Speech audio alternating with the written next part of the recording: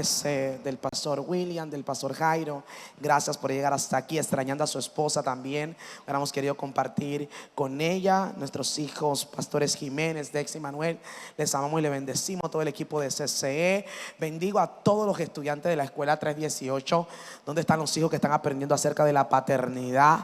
Desen un aplauso a ustedes mismos, que Dios está aquí. La pregunta que resonaba entre los estudiantes, pastor William, es que si al tener este taller tendrían que entregar las tareas. Esa era la pregunta más importante de esta noche. Todo el mundo siempre está buscando evitar tener que entregar una tarea. Yo no puedo con la... Yo pensaba que en los evangélicos no pasaba eso. Dios mío. Pero siempre están buscando evitar tener que entregar la tarea. Bendigo la vida de los estudiantes del primer nivel de la Escuela de Liderazgo Crece. ¿Dónde están? Diga, estoy por aquí, desen un aplauso. ¿Dónde están los estudiantes del primer nivel? Desen un aplauso ustedes mismos, que están creyendo que Dios tiene poder para hacer grandes cosas. Y por supuesto los estudiantes del segundo nivel de la Escuela de Liderazgo. ¿Dónde está la people del segundo nivel? Importante entender este principio. Escúcheme bien acá. Importante entender este principio. ¿Qué pasa? Y es lo que conversaba precisamente tras bastidores con el pastor William en la oficina. Y es acerca del principio malinterpretado que se inventaron los cristianos hace 50, 60 años. No sé en qué momento surgió esa frase, pero creo que tal vez con buena intención estaba buscando separar lo pecaminoso de lo espiritual, pero intentando hacer esta separación sin la revelación correcta. Lo que produjeron en realidad fue un verdadero atraso y avance a la iglesia. ¿De qué está hablando la pastora? Hay una palabrita muy famosa que se usa en todas las esferas de los creyentes, de la vida cristiana, de la fe y del evangelio, y es la palabra secular. No hay un contexto o un concepto bíblico en la escritura que afirme la existencia de esta palabra. Esta palabra surgió en un momento dado, alguien la inventó, la introdujo a la fe cristiana, y desde ese momento la mayoría de los creyentes entiende que hay una vida espiritual y una vida secular. O sea, si tienen un trabajo, por ejemplo, que no tiene que ver con predicar el evangelio, dicen que su trabajo es secular. Si tienen una profesión que no tiene que ver con predicar o salvar almas, dicen que su profesión es secular. Mi trabajo es secular. Si la música que producen no tiene un contenido espiritual, dicen que la música es secular. Inventamos este concepto inclusive en tema de preparación. Por ejemplo, en el tema de la preparación de liderazgo, una de las esferas, de las 8 esferas de influencia que menos abraza la preparación del liderazgo es la iglesia. Se me fueron. ¿Sigo o no paro? La iglesia es una de las 8 esferas de influencia, lo repito otra vez, que menos ha entendido y abrazado el concepto de liderazgo, sin entender la revelación que toda la escritura, desde principio, desde Génesis hasta Apocalipsis, está revelando una sola palabra: liderazgo. Porque el liderazgo solo surge por medio de la necesidad. ¿Qué hace que surja un líder? Diga conmigo: la necesidad. Claro, y cuando tú le suples la necesidad a las personas, independientemente de cuál sea, la gente te va a seguir y eso te convierte en un líder. Por eso la mayoría de la gente que por mucho tiempo realiza trabajo comunitario, valga la redundancia, en la sociedad, en el barrio, en la comunidad, no pasa mucho tiempo cuando estos mismos se convierten en candidatos políticos. ¿Por qué? Porque la gente siempre está buscando a alguien que arregle la calle de la barriada, alguien que ponga la luz, alguien que luche porque haya agua, alguien que luche por cualquier necesidad, por áreas deportivas. Entonces, como se supone que la administración de las cosas comunes de los barrios y las comunidades tienen que ser suplidas por las instituciones del gobierno, entonces esa persona que en un momento dado estuvo en liderazgo o que se estuvo pronunciando como el que suple la necesidad sin que nadie lo haya mandado, surge inmediatamente como un líder político, y ese mismo termina siendo mañana el representante, después aspira más a ser diputado, después aspira más a ser alcalde, y por ahí se va la cosa. El problema es que comienza comienzan ayudando de forma genuina a la comunidad y terminan después ayudándose ellos mismos, dice Félix. Cuando la verdadera intención siempre fue ayudar a la comunidad. Diga conmigo, vida secular. Ok, es importante que esta noche usted entienda aquí que usted no tiene una vida secular y una vida espiritual. ¿Usted está escuchando? Usted no tiene una vida secular ni una vida espiritual. Usted no tiene dos vidas porque usted no es un gato. Tampoco los gatos tienen dos vidas. Usted tiene una sola vida. Pablo dijo: y la vida que tengo ahora en la fe en el Hijo de Dios. Yo solamente tengo una vida. Si soy contadora, soy contadora para Cristo. Si soy médico, soy médico para Cristo. Si soy abogada, si soy empresario, si soy cantante, porque todo lo que haga de palabra o de hecho tiene que hacerse para la gloria de Dios. Así que no hay tal cosa como vida espiritual y vida secular. Y por eso surge el segundo argumento, en donde como no es espiritual el concepto de lo secular, entonces Dios no cabe ahí, porque Dios solo cabe en las cosas espirituales.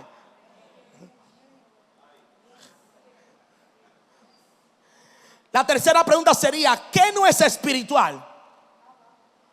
Todo es espiritual porque lo que se ve es el resultado primero de lo que no se ve. Entonces ese principio es importante que lo puedan comprender y entender. Sí, una vez, hace muchos años, una jefa mía en un trabajo que yo tenía, argumentó y me quiso hacer ver de que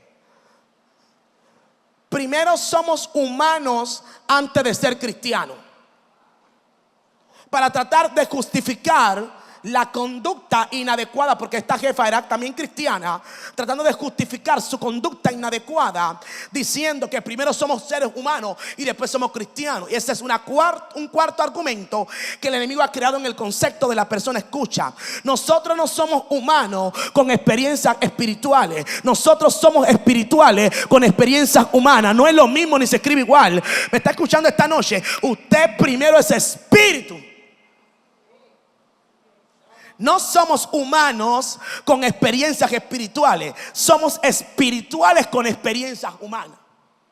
Y aquí está el otro principio que estoy introduciendo aquí, y es comprender la verdad o la realidad o la razón por la que Cristo nos ha alcanzado. Y esto va a determinar el caminar, el actuar, el porqué, el propósito, la visión, la planificación. Porque esta iglesia te está preparando en diferentes formas. ¿Dónde está la gente que está aprendiendo en esta casa? Y muchos de ustedes inclusive testifican y se sorprenden del nivel de preparación en diferentes áreas que le da esta iglesia. Tal vez algunos de ustedes se congregaron en algún lugar donde nunca le enseñaron de finanzas. Nada más le decía: diezme y ofrende, pero no les importaba cómo usted conseguía ese diezmo. Y la Biblia dice que mejor es dar que recibir, ¿sí o no? ¿Cuántos saben eso? Mejor es dar que recibir. ¿Cuántos saben que mejor es dar que recibir? Pero Manuel, una pregunta: para dar primero hay que tener. Mejor es dar que recibir, claro que sí, pero para dar primero hay que tener. Si tú no tienes, tú no puedes dar. Entonces hay que enseñarle primero a la gente a tener, para que entonces la gente tenga libertad para poder dar. Por eso hay que enseñar de finanzas, porque hay que enseñarle primero a la gente cómo prosperar. Amado, yo deseo que seas prosperado en todas las cosas, pero la prosperidad no va a bajar del cielo. El cristiano evangélico pentecostal de toda la vida siempre creyó que por poner una ofrenda en el altar, un querubín va a tocar la puerta mañana con un milagro. Mentira, eso es la excepción. La regla es que el que no trabaja no come, y el que no tiene visión no avanza. Por eso hay mucha gente solo gritando amén en las iglesias, pero cuando vuelven a su realidad, ni siquiera el amén que declararon en el culto los puede sostener para comer mañana. Porque la vida no se sostiene con un amén, se sostiene con una palabra revelada. Y lo que se te revela lo puedes tocar, lo puedes alcanzar, lo puedes manifestar y lo puedes compartir. Y a su nombre. Entonces, el argumento de que tenemos una vida secular y una vida espiritual hay que tirarlo por tierra. Lo que somos y hacemos lo somos para la gloria de Dios. Punto. Si tú cantas, canta para la gloria de Dios. Si eres abogado, sea abogado para la gloria de Dios. ¿Está escuchando? Si eres médico, sé médico para la gloria de Dios. Te enseñé ayer que la palabra libertad desde el concepto humano se define como la capacidad de una persona de obrar o actuar de acuerdo a la voluntad propia. Eso es lo que significa libertad desde el concepto humano. Capacidad de que una persona tiene de actuar por voluntad propia. Diga conmigo, libertad. Vamos, diga conmigo, libertad. Vamos, diga conmigo, libertad. Sé que están escribiendo, esto es un taller, así que escriba mientras yo hablo. Capacidad que tiene una persona de actuar con voluntad propia. Diga conmigo, libertad. Esa es libertad de acuerdo al concepto humano, pero libertad de acuerdo al concepto del reino. Diga conmigo, concepto del reino. ¿Cuántos saben que lo de arriba es mejor que lo de abajo? Claro. Por eso la Biblia dice poner la mirada de las cosas de arriba y no las de la tierra. En el concepto del reino, libertad es la capacidad que tiene una persona de actuar de acuerdo a la voluntad de Dios. Ahora sí, ese es el verdadero concepto de libertad. Porque la gente entiende libertad como mi capacidad que yo tengo de hacer lo que me da la gana. Y por eso si yo quiero ser hoy mujer y mañana quiero ser hombre, soy hombre. Y si después quiero ser un caballo, soy caballo. Y si después quiero ser un gato, o sea, voluntad o libertad, capacidad de hacer lo que me da la gana. Pero mentira, eso no es libertad. Eso es lo que es esclavitud. Porque eres esclavo de tu propia concupiscencia. La verdadera libertad es la que Dios proporciona. En otras palabras, la capacidad que tiene el ser humano de actuar conforme a la voluntad de Dios. ¿Qué te hace libre? Hacer la voluntad de Dios te hace libre. Hacer tu voluntad te convierte en pecador y en esclavo. Porque el corazón del hombre está continuo al mal. Sí, y tú nunca vas a tener una mejor idea que Dios. Se me fueron 50. Tú nunca vas a tener, pon eso en tu estado esta noche. Tú nunca vas a tener una idea mejor que la de Dios. Es igualito como que arriba de Dios no vive nadie. Bueno, así mismo. Nunca vas a tener una mejor idea que la del Señor. Entonces, lo que quiero establecer aquí rápido es que desde Génesis hasta Apocalipsis, toda la Biblia está revelando el modelo de liderazgo. Y es importante que yo diga esto aquí, Samuel. La mayoría de los evangélicos creen que Jesucristo murió simplemente para darnos la salvación. Pero la salvación es apenas la base del verdadero propósito. Jesucristo muere y resucita para devolvernos al diseño. Entonces la gente quiere ser salva para irse al cielo, pero Dios quiere salvarte para que el cielo venga a la tierra. Él no te está salvando para que tú subas. Él te está salvando porque Él quiere bajar a través de ti. O sea, todo el mundo está soñando con vivir en el cielo, pero en el cielo ni siquiera vamos a vivir. Vamos a ir a una fiesta que va a durar un tiempo. Y después que se acabe la fiesta, la boda y la celebración, el vino y la cosa, vamos a regresar otra vez a gobernar este mundo. Entonces Dios te está preparando no para la ilusión de que me voy al cielo y hay una gran gloria y una gran cama con una almohada y voy a dormir por la eternidad, pasa mi alma. No, no, no. Dios nos hizo reyes y sacerdotes, y los reyes siempre están en posición de gobierno. Tu posición es un trono, ¿me está entendiendo? Porque eres un rey. Por eso Él dijo, estamos sentados juntamente con Cristo. ¿Dónde? En lugares ¿dónde? En lugares celestiales. No dice que vamos a estar o que estuvimos, dice estamos. Tiempo presente. Tu lugar es posición de gobierno, y para gobernar necesita liderazgo. El mundo lo entiende y por eso está gobernando todas las esferas de influencia, mientras la iglesia está de culto en culto gritando amén, y la gente en la propia iglesia está más perdida que salva, sin poder afectar ni siquiera su propia vida. Porque la lucha primero es tratar de que tu propia vida pueda ser un testimonio, para después averiguar si tú puedes influenciar a alguien más. Y mucha gente está luchando solo con cambiar su propia vida. Pero el que entiende diseño, oye, se reforma rápido, entiende las cosas rápido. Cuando Jesús visita a Saulo, lo reforma de forma inmediata, que el tipo inmediatamente fue transformado y comenzó a predicar el evangelio. Después, para ir al siguiente nivel, fue mentorizado o pastoreado, si se puede hacer de alguna manera, por Bernabé. Pero el tipo se puso inmediatamente a disposición del evangelio de Jesucristo, con la capacidad que tenía. ¿Por qué? Porque tu llamado es principalmente a liderar. Y cuando tú entiendes tu posición, tú no estás mendigando. Y cuando tú entiendes posición de reino, tú reconoces que las cosas vienen a ti, tú no tienes que ir por ellas. Diga conmigo, liderazgo. Toda la Biblia se resume en una sola palabra: liderazgo. Es más, ya te dije al principio que el liderazgo surge ¿de qué? De la necesidad. Si no hay una necesidad, no hay un líder. Es como un producto. La mayoría de las empresas transnacionales que se han logrado posicionar hoy, ¿es por qué? Porque vieron una necesidad, la supieron y con eso hicieron un montón de dinero. Entonces, tú quieres enriquecerte. ¿Cuántos te quieren enriquecer?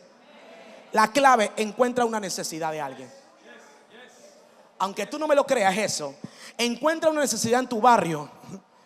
Por ejemplo, si tú vives en una barriada donde hay 3,000 casas y toda la mañana que tú sales, tú escuchas wow, wow, wow, wow, wow, perro ladrar. Desde que tú caminas hasta afuera, tú dices: ¿y estos perros que me tienen atormentado?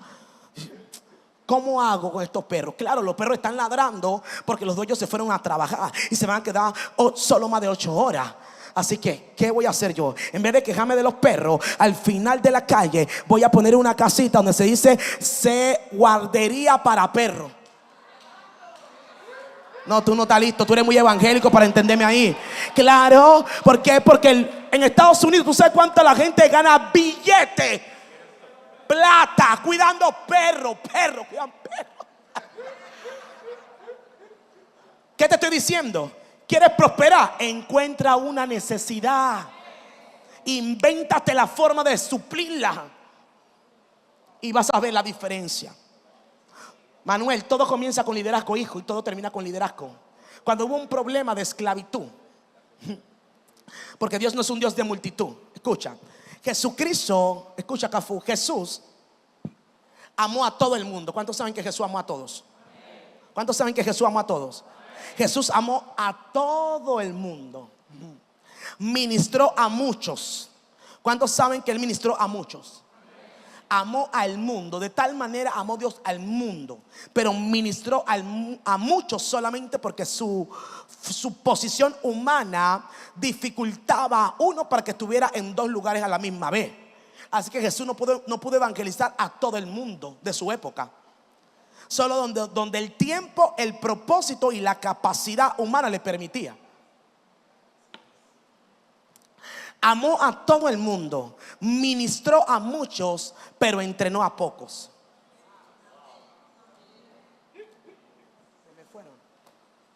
Porque entrenamiento es solo para líderes. Se me fueron. Entrenamiento es solo para líderes. La iglesia de Jesucristo solo tenía 12 miembros.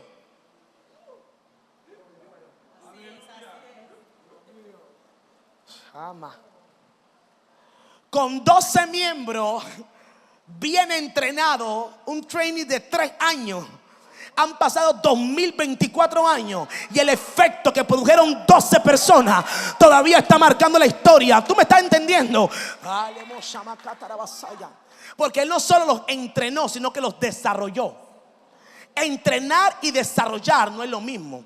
Pero tal vez el pastor William va a hablar un poquito de eso, así que ni me quiero meter por ahí para no afectar la participación de él. Todo comienza con liderazgo y todo termina con liderazgo. Quiero terminar acá mencionando estos 3 principios. Cuando hubo un problema de esclavitud, Dios escogió a un Moisés. Cuando hubo un problema de pecado, escogió a un Jesús. Dios no es un Dios de multitud, Dios es un Dios de uno. Él entrena a uno y uno afecta a la multitud. Cuando hubo un problema con los madianitas, envió un Gedeón. Cuando necesitaban un rey, justicia y gobierno, envió un David. Para la iglesia gentil envió un Pablo. Para la iglesia de Jerusalén, un Pedro. Dios es un Dios de liderazgo. A veces tú crees que necesitas una multitud. No es lo mismo. No es lo mismo 12 hombres con liderazgo que 3,000 hombres sin liderazgo. Porque un líder vale por 10 hombres. Un líder vale por 10 hombres.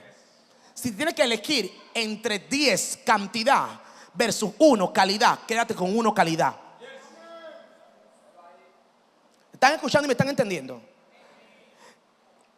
Para todos los que están en el caminar y en el desarrollar del liderazgo, quédate con estas 3 cosas. 1, Jesús es el referente de liderazgo por excelencia. Tratar de hablar de liderazgo y excluir a Cristo es un absurdo. Toda su vida define su capacidad, su carácter, su ecuanimidad, su sencillez. O sea, su grandeza escondida en pequeñez. El tipo era tan grande, pero nunca fue absorbido por su grandeza, sino que la pudo manejar de tal manera que parecía pequeño ante la multitud, aunque era más grande que la multitud. Tú tienes que ser un verdadero líder para aprender a manejar grandeza. Hay gente que no sabe manejar grandeza. Hay gente que no sabe manejar prosperidad. Hay gente que no sabe manejar avance. Hay gente que no sabe inclusive manejar liderazgo.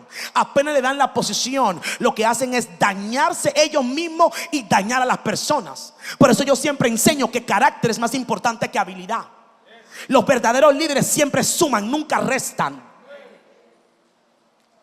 La Biblia dice en Mateo 7:28 que Jesús hablaba en muchas ocasiones, pero particularmente en este momento en el libro de Mateo él habla, y cuando termina de predicar dice la Biblia que las multitudes se asombraron de su enseñanza, porque enseñaba como quien tiene autoridad y no como los maestros de la ley. Estoy diciendo aquí que el liderazgo de Jesús fue comparado. Él tuvo competencia y tuvo comparación. La propia, mira, aunque tú no lo creas, aunque tú no lo quieras o no lo creas, la gente siempre te va a comparar. Porque en la estructura de la mente humana, la gente siempre sabe sumar y restar. La gente sabe qué es más y qué es menos. Ve, la gente sabe qué es claro y qué es oscuro. Así que siempre la gente para bien, uno lo hacen para mal, pero siempre la gente, inclusive para bien, va a comparar tu liderazgo. Que la gente te compare con otro no es malo. Cuando vas a ser comparado con otro, usa esa comparación no para superar al otro, úsala para superarte a ti. Porque tu primera y principal competencia eres tú mismo. La gente se admiraba de la enseñanza porque lo hacía como quien tiene autoridad. ¿Qué quisieron haber dicho los escritores cuando la multitud expresaba como quien tiene autoridad y no como los maestros de la ley? ¿Cómo enseñaban los maestros de la ley y cómo enseñaban Jesucristo? Ya yo te he dicho en 1000 ocasiones que la eclesía de Cristo no era la primera. Ya existía la sinagoga, ya existía un sistema eclesiástico, ya existía Roma, ya existía todo eso. Entonces no es que Jesús llegó a plantar sí, obviamente llegó a establecer su eclesía, pero el concepto eclesía no era el primero que existía. Sin embargo, hasta Jesús comenzó a ser tan impactante que hasta los propios fariseos iban a sus cultos. O sea, cuando tú eres tan bueno en lo que tú haces, hasta tus enemigos te siguen. Se me fueron. No te siguen para aplaudirte, porque nunca te van a aplaudir, pero aún en su corazón están reconociendo que tú la estás votando. Suelte la pluma y aplauda. Suelte el cuaderno y aplauda, aplauda, aplauda.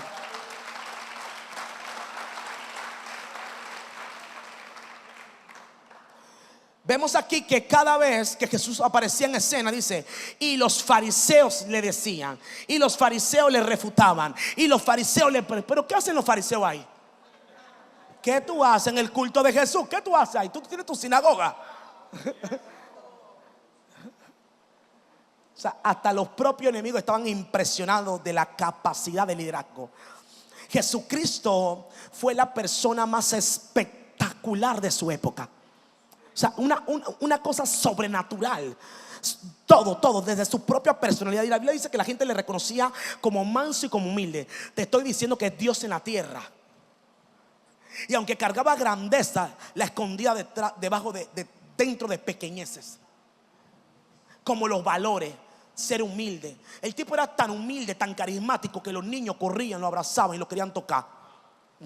Y los carnales, que eran los que andaban con él, que no entendían de liderazgo. Cuando tú estás conquistando niveles altos de liderazgo, varias generaciones serán inspiradas por ti. Hay gente que solo afecta a mujeres, hay gente que solo afecta a jóvenes, pero hay gente que afecta a niños, mujeres, hombres, jóvenes, ancianos, viejos. Jesús fue ese tipo de líder que desde lo más pequeño hasta lo más grande lo seguían, desde lo más bueno hasta lo más malo. Si no, pregunta cómo Zaqueo fue y lo persigue tanto que ¿cómo se dice la palabra? Se arriesgó a subirse a un árbol con el peligro inclusive de caerse, porque Zaqueo, que era un prominente de su época, estaba tan afectado por el mensaje de Jesús que dijo: soy pequeño, no lo puedo alcanzar, voy a subirme a un árbol, porque lo que ese tipo habla me está impactando tanto la vida que quiero hacerle una fiesta.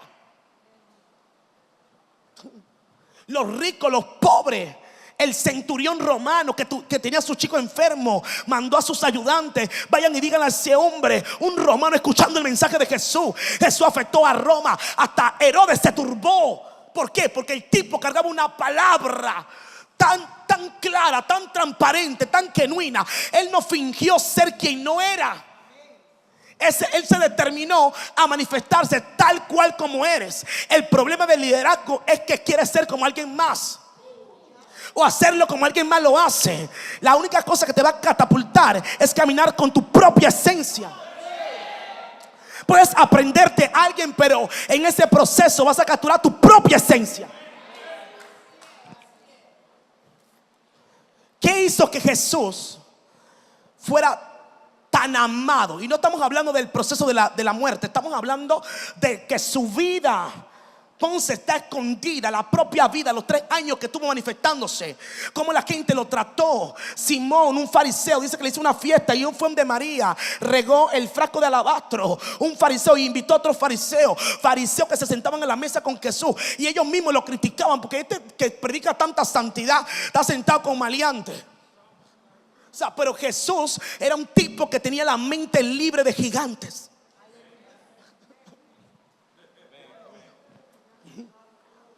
La religión de su época nunca lo afectó. Si este fuera profeta, supiera que esa es una prostituta.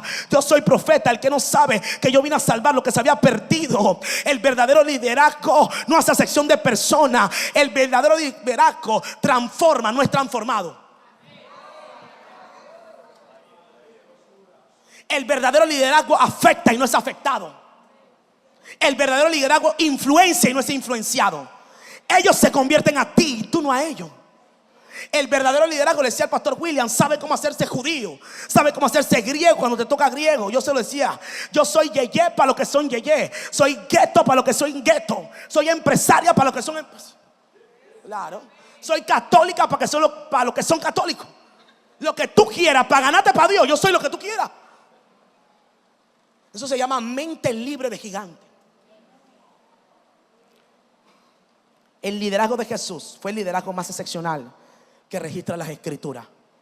Y hay muchas cosas que vamos a ir aprendiendo acerca de su forma, inclusive de hacer las cosas, y cómo afectó el mundo antiguo de su época a la gente, desde lo más pequeño hasta lo más grande.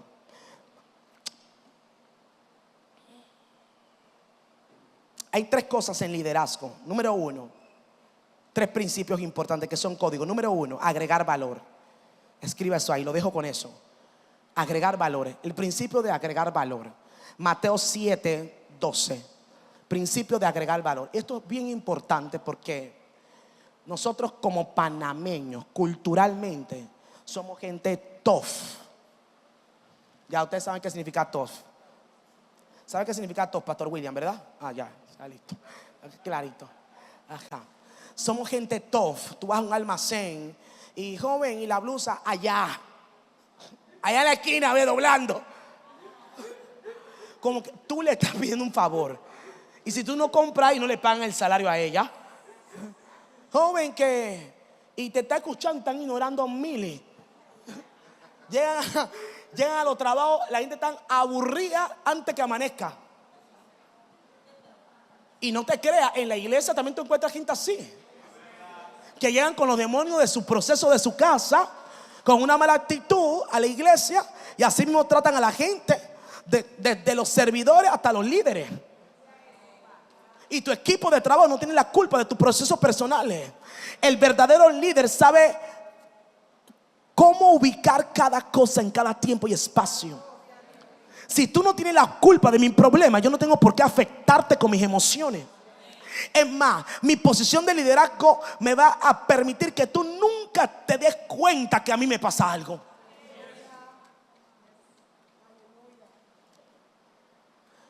El verdadero liderazgo siempre está buscando hacer la diferencia. Y somos tough. Tenemos un problema con una persona en la madurez. Yo lo expliqué. Mente libre de gigante. Lo resolvemos y seguimos como si nada. Es más, te voy a tratar mejor para que la relación mejore. Pero el líder que es carnal, no tiene madurez, inmediatamente te hace sentir que se acuerda del problema. Y te va a decir que no me pasa nada. Claro que te pasa todo. Uno ni siquiera lo saluda. Tu actitud, tu cara te avisa. Recuerden que hay una cosa que se llama lenguaje no verbal. Y tu cara y tu actitud habla más que tu propia boca. Entonces no te engañes a ti mismo mintiendo, haciendo sentir o ver que no está pasando nada cuando sí estás resentido con la persona. Cambia esa actitud, porque lo único que haces es alejar a la gente y no acercarla. El verdadero liderazgo, diga conmigo, agrega valor. Aquí está el principio. Así que en todo traten ustedes a los demás tal como quieren que ellos los traten a ustedes. De hecho, esto está en la ley y los profetas. Principio de agregar valor. Siempre ponga al otro antes que tú. Pero esa no es la cultura del colonense. Yo primero, los otros que esperen. Están repartiendo algo, yo cojo la mejor parte y si sobra lo reparto. Pero el cuerpo de liderazgo en esta casa sabe muy bien. Si estamos repartiendo chicle y el chicle no alcanza para todo, nadie va a comer chicle. Ya, punto. Si alcanza para todo, lo repartimos. Pero si no alcanza para todo, nadie va a comer. Ese es el principio de la equidad. En liderazgo no se hace acepción de personas. Y aquí nosotros tenemos que comenzar a cambiar la cultura del panameño en cuanto al deseo de agregar valor a la gente. Nos cuesta. ¿Qué implica agregar valor? La gente se sorprende, por ejemplo, a nivel ministerial, de mi posición o de mi conducta, más cuando viajo a las naciones o cuando voy a cualquier lugar. La gente se sorprende inclusive de un abrazo. Usted no me conoce, usted me está dando un abrazo. ¿Y por qué no te abrazaría? Claro, porque el concepto de la gente es siempre que las cosas de valor me van a costar algo. Pero las cosas que tienen valor espiritual no tienen precio en este mundo. ¿Cuánto se puede pagar por un abrazo en este mundo? Nada. Pero ¿cuánto puede causar un abrazo? Mucho más que mucho dinero. Hay gente que tiene el bolsillo lleno y el corazón vacío porque no tiene un abrazo. Hay gente que inclusive hoy en China hay un negocio, hablando de la necesidad. En China hay gente muy solitaria. Y ahora hay negocios en China donde tú cobras solo por acompañar gente. No tienes que ve a buscarlo, no tienes que decir nada. Ellos te llaman como un Uber humano. Ellos te llaman por teléfono, tú llegas y ellos te acompañan a hacer toda tu diligencia para que tú no te sientas solo. Tú no sabes ni quién es y tú ni lo conoces, pero él va contigo, entra, te espera, se sienta, sube el carro, se monta, baja solo para que te acompañe. Cuando cumple su jornada de 3-4 horas, porque aparte de eso cuesta mucha plata, terminan su trabajo y se fueron. ¿Usted quiere avanzar de verdad en su liderazgo? ¿Cuántos quieren avanzar? Aprende a agregar valor a las personas. Un abrazo, un gesto genuino. Quiero invitarte a comer, a almorzar. ¿Quieres honrar a alguien? Agrega valor, invierte. No le compra a la gente fritura. No lo lleve al KFC. Sí, ustedes se ríen, pero yo les he enseñado el principio del reino, que los regalos abren puertas. Proverbio. O sea, cuando tú agregas valor a la gente, hacer sentir que la gente vale mucho. Quiero bendecirte, quiero honrarte, voy a escoger lo mejor. Y siempre la gente piensa que cuando tú eres muy especial con alguien, algo quiere. Pero esos son los demonios que tenemos en la mente.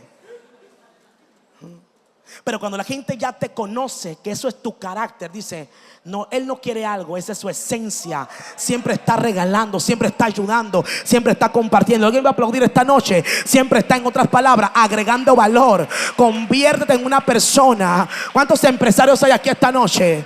¿Cuántos empresarios hay aquí esta noche? Por ejemplo, Chocho pinta uñas. Hay mucha gente que pinta uñas. ¿Qué haría la diferencia entre el negocio de pinta uñas de Chocho con muchos otros? ¿Qué cosa? Agregar valor. La gente llega y de repente esta semana un pedicure gratis, 10 minutos. ¿Cuánto me cuesta? No, nada. No, una sodita, un cóctel, una cosa. Llegaron al salón de belleza y algo. ¿Y esto cuánto cuesta? No, es para ti. Todos los clientes de esta semana le tenemos esto preparado, un cóctel. Ay, muchas gracias.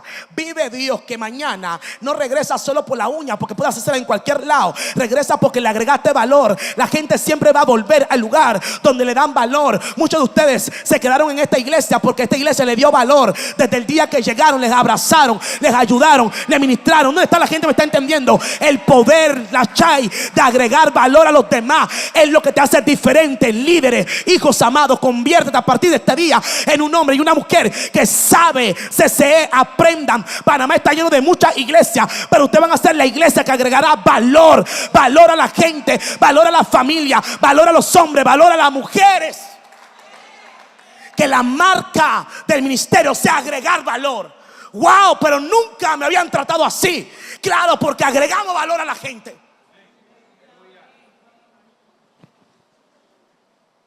Cuando tú eres duro para con los demás, es porque eres duro para contigo mismo. Claro, tú no puedes hacer con los demás lo que tú no haces contigo. Tienes la plata ahí, arreglate el cabello para verte mejor. Eres tan dura que prefieres estar con el pelo duro que arreglarte el pelo. Sí, arreglarse es agregarse valor. No sea dura, tacaña. Porque como te ven, te van a tratar. O sea, si te agregas y comienzas a entender que tú vales y te agregas valor a ti, eso es exactamente lo que va a pasar en el texto 7:12, perdón. Vas a agregar valor. Segundo principio, terminando, el principio de la intención.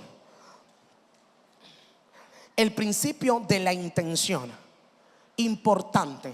Mateo 6:1. El principio de la intención. Esto es sumamente, wow. Esto es sumamente importante, sumamente importante, sumamente importante. Cuídense de no hacer sus obras de justicia delante de la gente para llamar la atención. Si actúan así, su Padre que está en el cielo no les dará ninguna recompensa. Hay gente que su única recompensa va a ser el aplauso de la gente, porque lo que hiciste, lo hiciste para que la gente te aplaudiera. Y cuando la gente te termine de aplaudir, que mañana ni siquiera se van a acordar de ti. No hagas las cosas por el aplauso de la gente. Hazlo cuando la gente te aplaude y hazlo cuando la gente no te aplaude. El problema del liderazgo es la intención. Hay gente que solo hace las cosas para ver qué ventaja saca, qué hay para mí, cuánto cuesta. Está conectado con el principio de agregar valor. Cuando tú le agregas valor a la gente, tú no le estás poniendo un precio a cada cosa que hace y no tienes la intención detrás de tus acciones.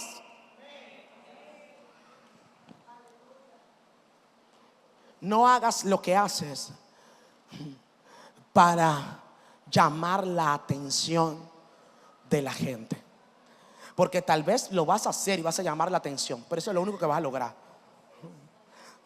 Pero la recompensa del Señor, que es eterna, no la vas a conseguir. Por eso la Biblia dice que va a haber sorpresa y sorprendido. ¿Tú sabes cuánta gente hace las cosas solo por conveniencia? Inclusive, importante aquí, y eso es denigrante, eso es mediocridad, y aparte que es hipocresía. Muchos líderes, inclusive hijos espirituales, solo cambian su conducta dependiendo delante de quién está. No me aplauda. Dependiendo delante de quién estás. Se puede escuchar una queja, por ejemplo, ustedes en la iglesia pueden escuchar que uno de los hijos, uno de los líderes testifica: no, madre, tuvimos esta situación con esta persona que trató mal y hizo esto y esto y esto y esto y esto. Ah, ok, sí, bueno, vamos a atender el caso.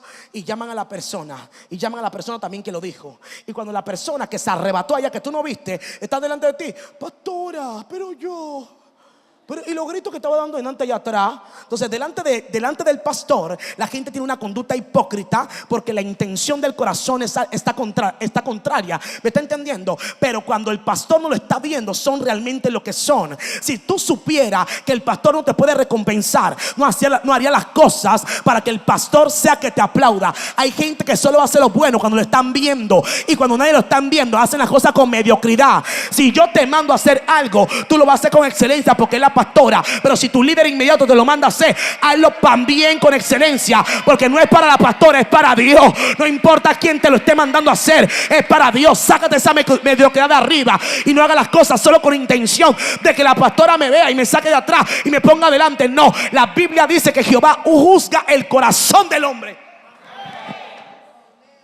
Y hay gente que nunca va a avanzar porque solo hace las cosas por conveniencia. Y se le nota. Si hay algo que tú no puedes llevar a mucha distancia, es la hipocresía. La hipocresía tiene patas bien cortas, cortísimas. Y en algún momento la gente se va a dar cuenta y va a discernir tu hipocresía. Y vas a quedar mal y vas a perder todo lo que tienes en posesión. No seas hipócrita, sé genuino. No hagas las cosas con doble intención o con mala intención, porque hay doble intención y hay mala intención. Son dos cosas diferentes. Quiero esto, pero quiero esto. O mala intención. O sea, el principio de la intención es un código fundamental en el liderazgo, porque al final todas nuestras obras van a ser pesadas por el Señor. Y cuando encuentren que tus obras tuvieron mala intención, no habrá recompensa para ti. Hazlo bien cuando te están viendo y hazlo bien cuando no te están viendo. No me diga amén.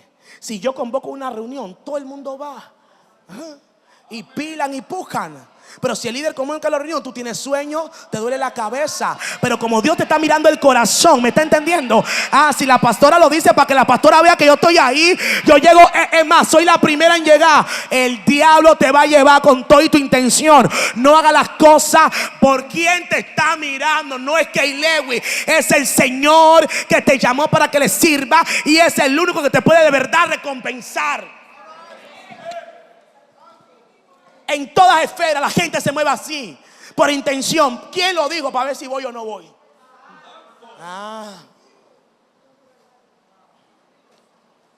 Intención. Y lo que se siembra se cosecha. Mañana vas a querer estar en la posición del líder, y así como trataste a los demás, tu liderazgo va a ser una batalla, porque lo que se siembra se cosecha. Pero si siembras valor en la gente, tú no vas a tener que decir ni dos palabras cuando la gente va a estar ahí. ¿Qué es lo que hay que hacer? ¿Dónde resolvemos? ¿Cómo subimos? ¿Cómo bajamos? ¿Dónde está la gente que me está escuchando y está recibiendo esta noche? Y el último principio es el principio de la profundidad. Principio de la profundidad. Mateo 7:21.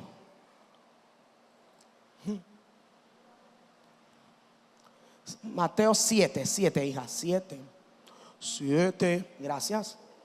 Mateo 7:21. No todo el que me dice Señor, Señor. ¿Viste cómo estos principios del liderazgo están escondidos en la Escritura? Y la iglesia no está aprendiendo de liderazgo,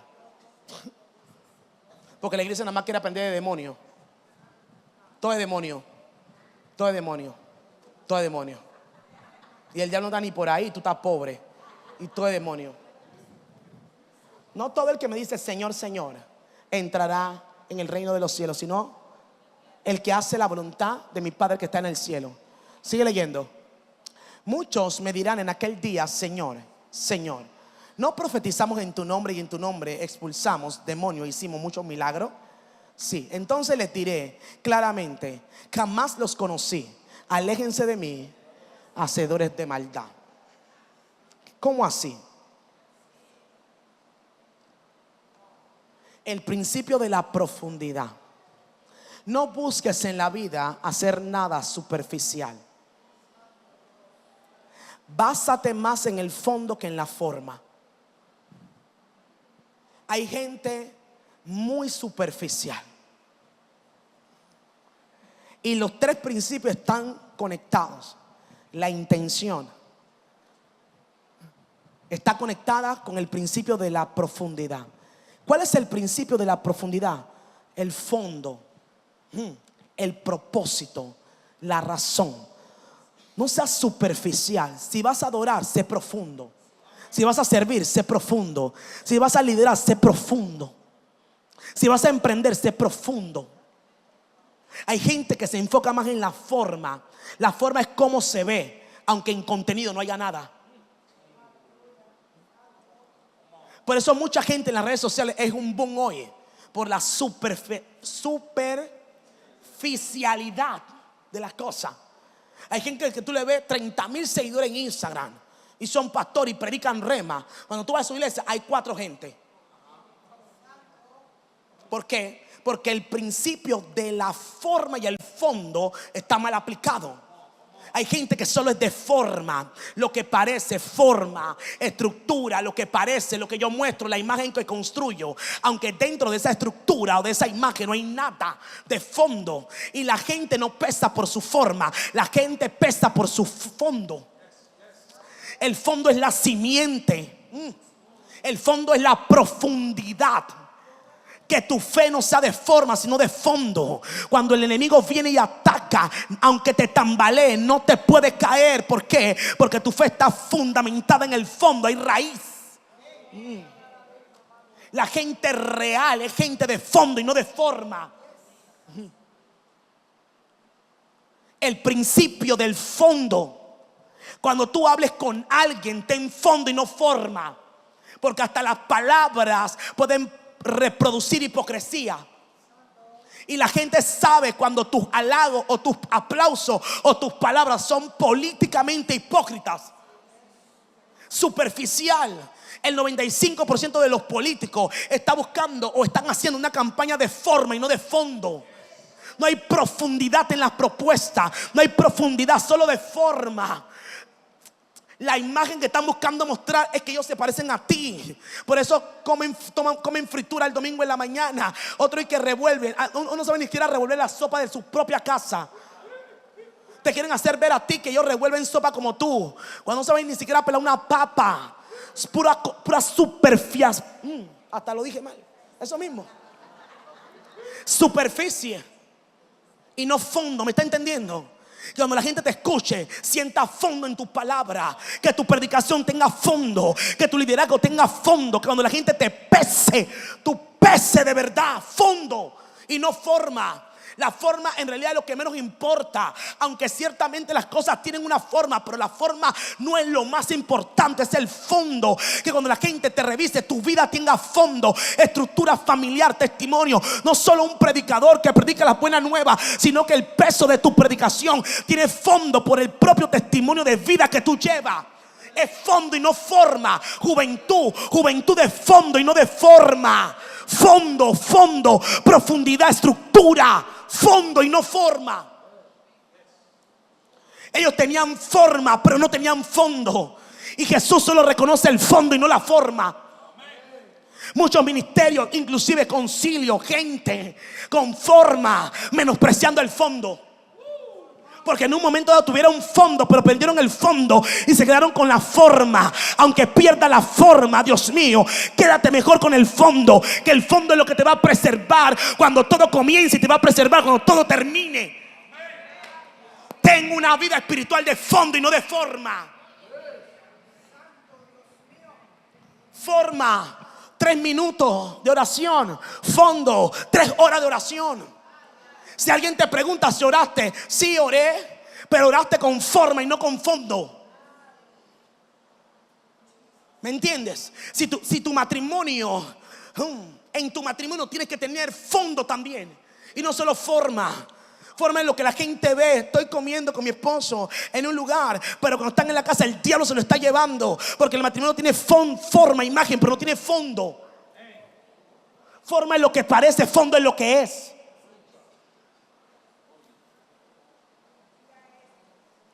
El principio de la profundidad. Seamos gente profunda.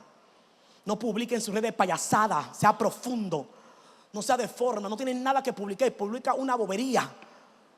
Si no vas a publicar algo que impacte todo lo que hagas, hazlo para que la gente se explote con profundidad. Cuando la gente te ve y te escucha, dice: wow, wow, me impresiona como Jesús. Todo lo que hacía tenía fondo. Jesús era un hombre de fondo y no de forma. Y los fariseos querían ponerle forma y él no se dejó poner la forma. Saúl le quiso poner forma a David y David no se dejó poner la forma, porque David era un hombre de fondo. No somos gente convencionales, somos gente funcionales. Quédate con esa palabra esta noche. Primer principio, ¿qué dije? Dile al que te queda al lado: es tiempo de que agregues valor a ti y a los demás. Díselo: es tiempo de que agregues valor a ti y a los demás. Ahora quiero que hagas algo. Quiero que agregues valor al que te queda a tu izquierda y a tu derecha. Dile algo genuino y lo vas a practicar a partir de este día. Cada día de tu vida vas a buscar a alguien sinceridad y te vas a probar y le vas a agregar a quien tú quieras, cerca, lejos, tu amigo, un familiar, tu esposa. Nosotros somos buenos insultando y maldiciendo, pero somos, si yo te pregunto ¿cuántas cosas buenas tiene tu esposo, Indira? ¿Cuántas cosas buenas que acá está como Moisés, tartamuda? Si le pregunto cuántas cosas malas tiene, Dios mío, dice 75 en 30 segundos. Porque estamos más dados a los malos que a los buenos. Pero agrégale valor al que te queda al lado. Tómate 5 segundos. No seas ligero, pero agrégale valor. Dile algo especial a la persona que te queda al lado. Yo sé que a uno le va a costar porque estamos tan acostumbrados a la crítica. Agrégale valor al que te queda al lado. Vamos, que la persona lo escuche y viceversa. Agrégale valor a tu esposo, Joana. A Mauri, agrégale valor a tu esposa. Dile lo que en toda esta semana de forma especial no le has dicho. Agrégale valor al pastor William, papi. Ya le agregaste valor. Ya, ahí está el pastor Manuel agregándole varios valores a la esposa, con beso y todo. Mira, y mi esposo no me agrega valor. Ay, Jesucristo. Me vas a tumbar. Te bendigo. Bendigo a mi esposo, bendigo su carácter, bendigo tu fidelidad, tu capacidad de compañía, de ser tan protector, tan cuidador, tan servidor para conmigo, con la casa, con la familia, con las niñas. Te bendigo. Tu vida es demasiado especial. De verdad no sé qué haría sin ti. Muy pocas cosas pudiera yo hacer si no estás. Te bendigo, que el Señor te siga honrando y haciendo la obra. Lo mejor de Dios está por venir para ti. Eres en mi vida lo mejor de lo que tengo. Te bendigo.